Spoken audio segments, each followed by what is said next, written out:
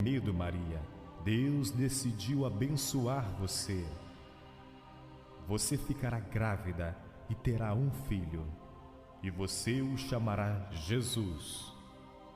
Ele será um grande homem e será chamado Filho do Deus Altíssimo. O Senhor Deus dará a ele o trono do rei Davi. Ele reinará para sempre sobre Israel. Seu reino jamais terá fim. Mas como eu posso ter um filho? Eu sou virgem. O Espírito Santo virá sobre você, e o poder do Deus Altíssimo te envolverá com a sua sombra. Por isso, o menino nascido será santo, e ele será chamado Filho de Deus. Maria, a sua prima Isabel, em idade avançada, está grávida. As pessoas diziam que ela era estéril, mas ela está no 6º mês de gravidez, porque nada é impossível para Deus. Eu sou uma serva de Deus, disposta a aceitar a vontade dele, seja ela qual for. Que assim seja e se cumpra em mim. E o anjo foi embora.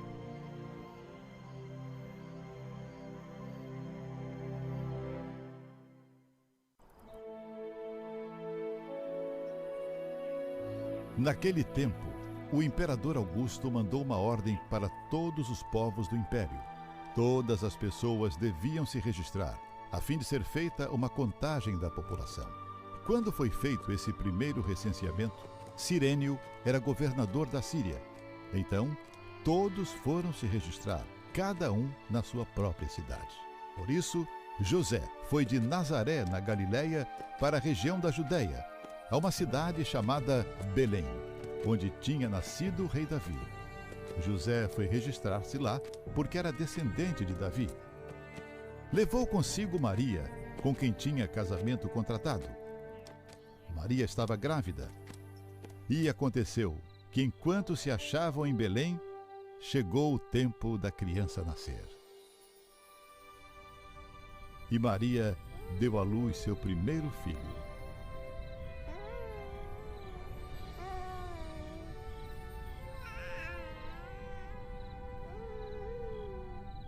Enrolou o menino em panos e o deitou numa manjedoura, pois não havia lugar para eles na pensão.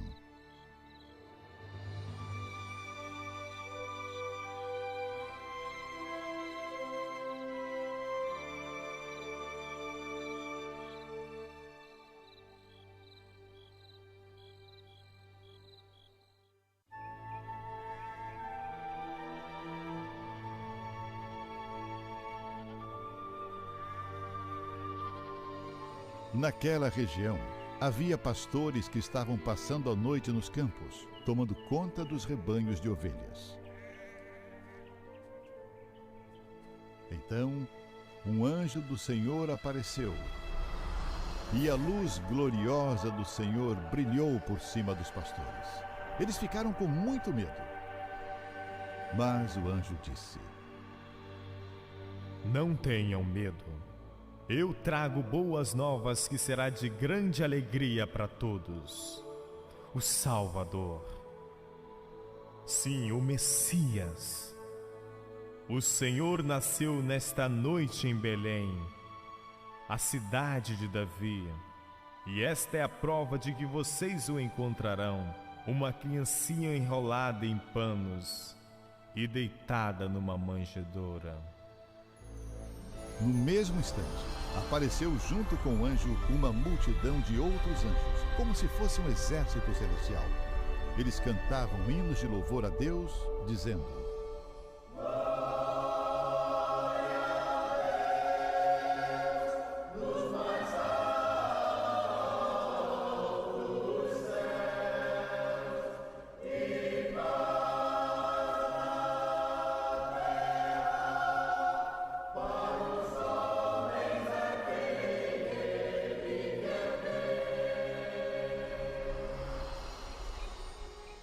Quando os anjos voltaram para o céu, os pastores disseram uns aos outros: Então, vamos até Belém. Vamos ver esse acontecimento maravilhoso que o Senhor nos contou.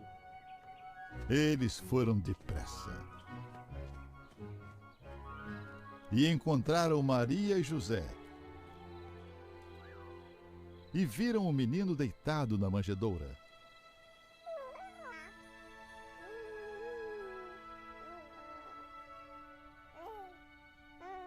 Então, contaram o que os anjos tinham dito a respeito dele. Todos os que ouviram o que os pastores disseram ficaram muito admirados. Maria guardava todas essas coisas no seu coração e pensava muito nelas. Então os pastores voltaram para os campos, cantando hinos de louvor a Deus pelo que tinham ouvido e visto. E tudo tinha acontecido como o anjo havia falado.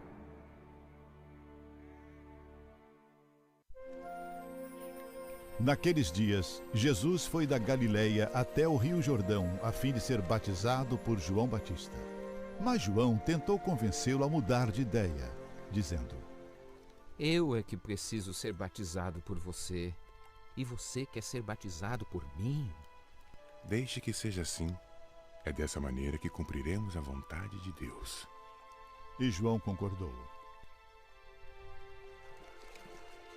Logo que foi batizado, Jesus saiu da água. O céu se abriu e Jesus viu o Espírito de Deus descer em forma de pomba e pousar sobre ele. E do céu veio uma voz que disse: Este é o meu filho amado, que me dá muita alegria.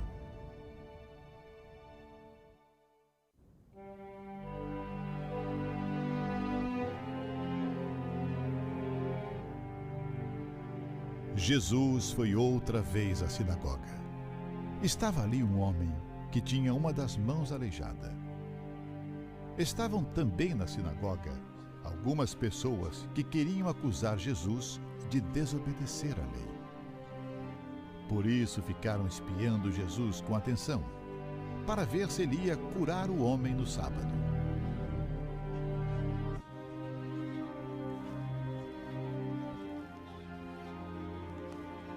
Ele disse para o homem: Levante-se e venha até aqui, onde todos podem te ver.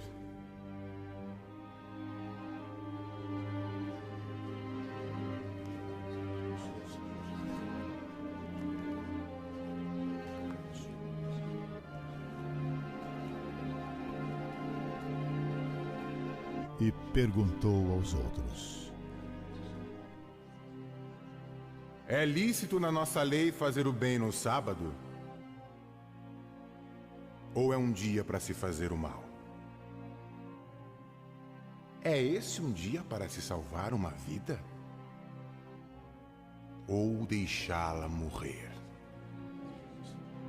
Ninguém respondeu nada. Então Jesus olhou zangado e triste para eles, porque não queriam entender. E disse para o homem: Estenda a sua mão. O homem estendeu a mão e ela ficou boa. Logo depois, os fariseus saíram dali e, junto com as pessoas do partido de Herodes, começaram a fazer planos para matar Jesus.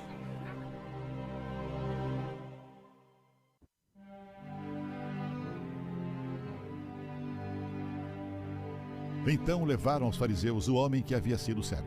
O dia em que Jesus havia feito lama e curado o homem da cegueira era um sábado. Aí os fariseus também perguntaram como ele tinha sido curado.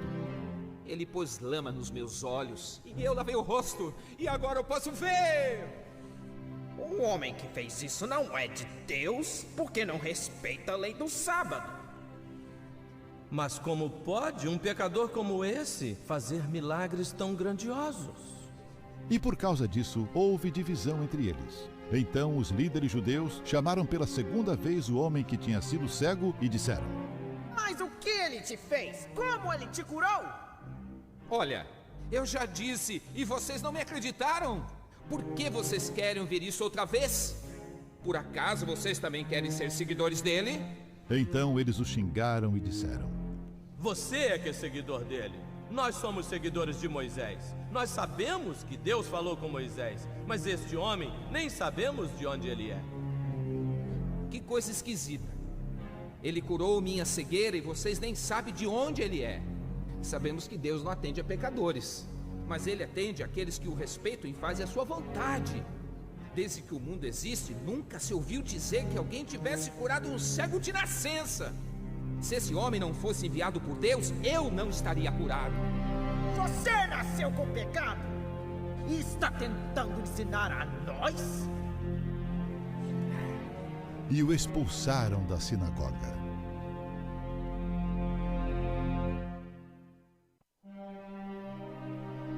Jesus ficou sabendo que tinham expulsado o homem da sinagoga. Foi procurá-lo e, quando o encontrou, perguntou: Você crê no Filho do Homem? Quem é ele, Senhor? Para que eu creia? Você já ouviu. É ele quem está falando com você. Sim, Senhor. Eu creio. E se ajoelhou diante dele. Eu vim para esse mundo para julgá-lo. Eu vim para que os cegos pudessem ver e para mostrar para aqueles que pensam ver que eles são cegos.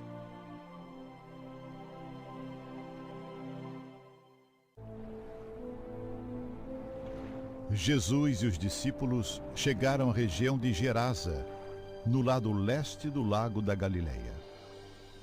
Assim que Jesus saiu do barco, foi encontrar-se com ele um homem que estava dominado por um espírito mau.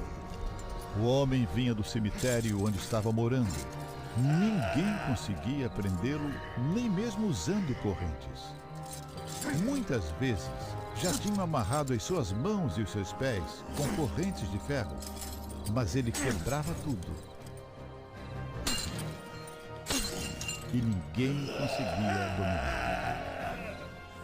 Passava os dias e as noites nos montes e entre os túmulos, gritando e se ferindo de propósito com pedras. Ele viu Jesus de longe.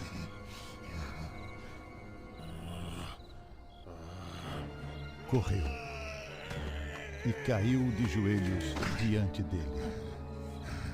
Fora desse homem, espírito maldito! O homem deu um grito e disse bem alto: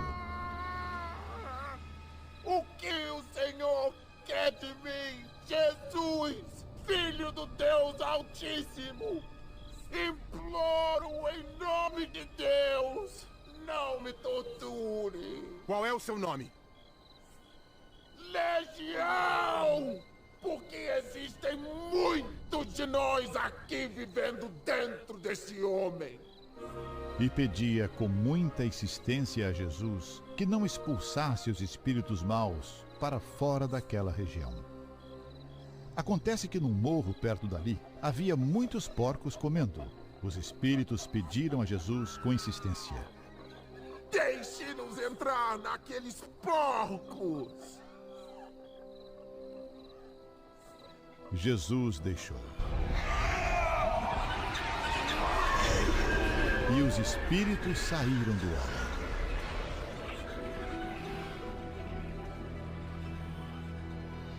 E entraram nos porcos.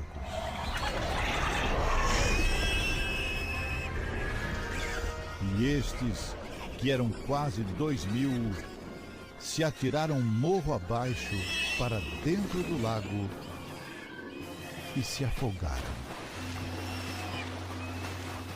Os homens que estavam tomando conta dos porcos fugiram e espalharam a notícia na cidade e nos campos. Muita gente foi ver o que havia acontecido. Quando chegaram perto de Jesus, viram o homem que antes estava dominado por demônios.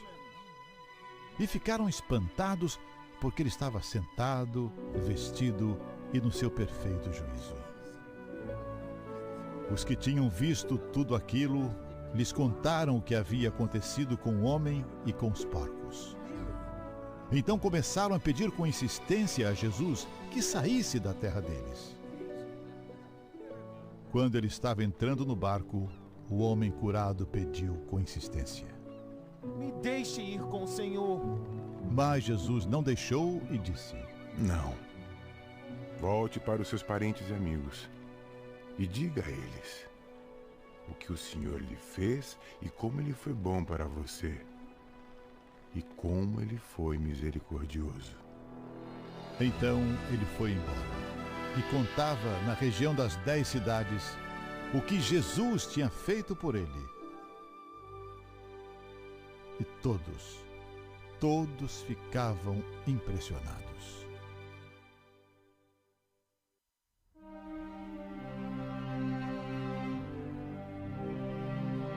Quando chegou a hora, Jesus sentou-se à mesa com os apóstolos e lhes disse: Eu tenho esperado por esse momento com profundo desejo, ansioso por ceiar essa Páscoa com vocês, antes que o meu sofrimento comece. Pois eu digo a vocês que nunca comerei esta ceia até que eu coma o verdadeiro jantar que haverá no reino de Deus.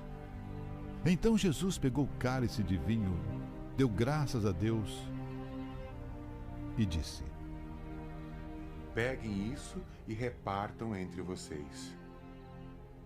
Eu nunca mais beberei desse vinho novamente, até que chegue o reino de Deus.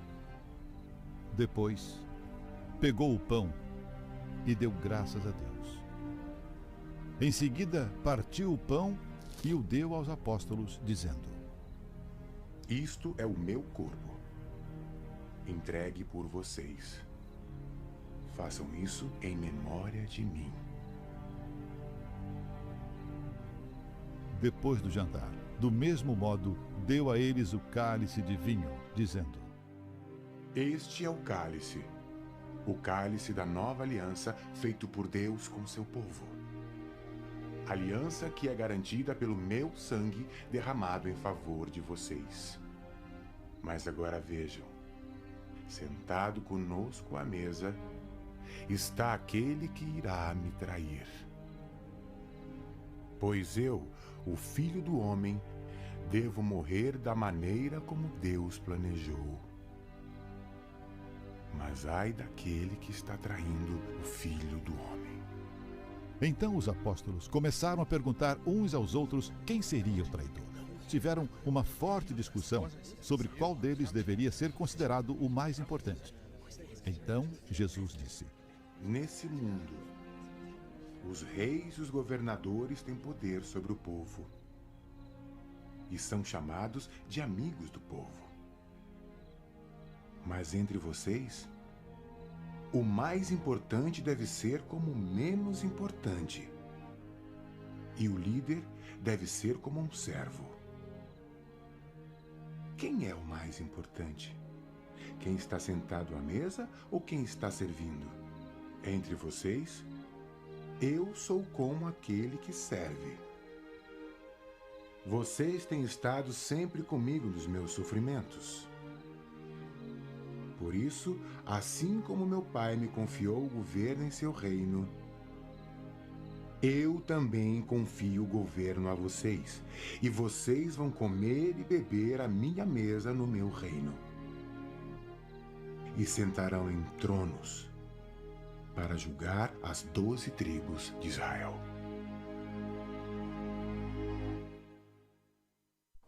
Levaram também 2 criminosos para serem mortos com Jesus. Quando chegaram ao lugar chamado A Caveira, ali crucificaram Jesus, e junto com ele os 2 criminosos, um à sua direita, outro à sua esquerda. Então Jesus disse: Pai, Perdoa essa gente. Eles não sabem o que estão fazendo. Em seguida, tirando a sorte com dados, os soldados repartiram entre si as roupas de Jesus. E os líderes judeus zombavam de Jesus. Ele salvou os outros. Que salve a si mesmo. Se é de fato o Messias que Deus escolheu. Os soldados também zombavam de Jesus. Chegavam perto dele e lhe ofereciam vinho comum e diziam: Se você é o rei dos judeus, salve você mesmo. Na cruz, acima da sua cabeça, estavam escritas as seguintes palavras: Esse é o rei dos judeus. Um dos criminosos que estavam crucificados ali insultava Jesus. Você não é o Messias? Então salve-se a si mesmo. Salve-se a si mesmo e a nós também. Você não teme a Deus nem quando está morrendo? A nossa condenação é justa pelo que fizemos. Mas esse homem não fez nada de errado. Jesus, lembre-se de mim quando você entrar no teu reino. Eu te afirmo, hoje mesmo, você estará comigo no paraíso. Já era quase a hora sexta. E escurecendo-se o sol, houve trevas sobre toda a terra até a hora nona. Então Jesus clamou em voz alta: Pai, nas tuas mãos eu entrego o meu espírito. Dito isto, Jesus expirou. E rasgou-se pelo meio o véu do santuário.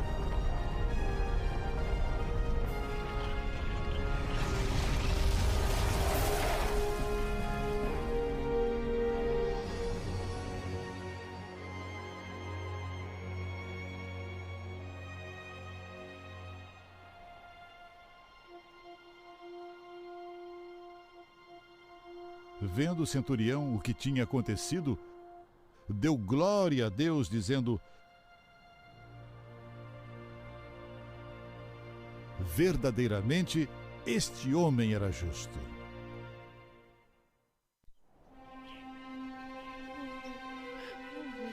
Maria Madalena tinha ficado perto da entrada do túmulo chorando.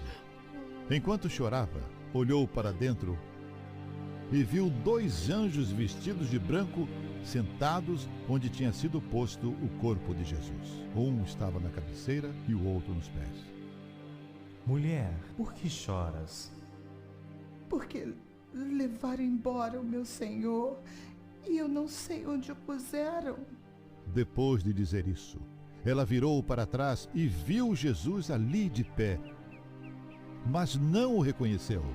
Então Jesus perguntou: Por que você está chorando? Quem você está procurando? Ela pensou que ele era o jardineiro. Olha, se o Senhor o tirou daqui, diga onde o colocou e eu irei buscá-lo. Maria. Rabone! Não me segure, pois ainda não subi para o meu Pai. Vá se encontrar com os meus irmãos e diga a eles que eu vou subir para aquele que é o meu Pai e o Pai deles, o meu Deus e o Deus deles.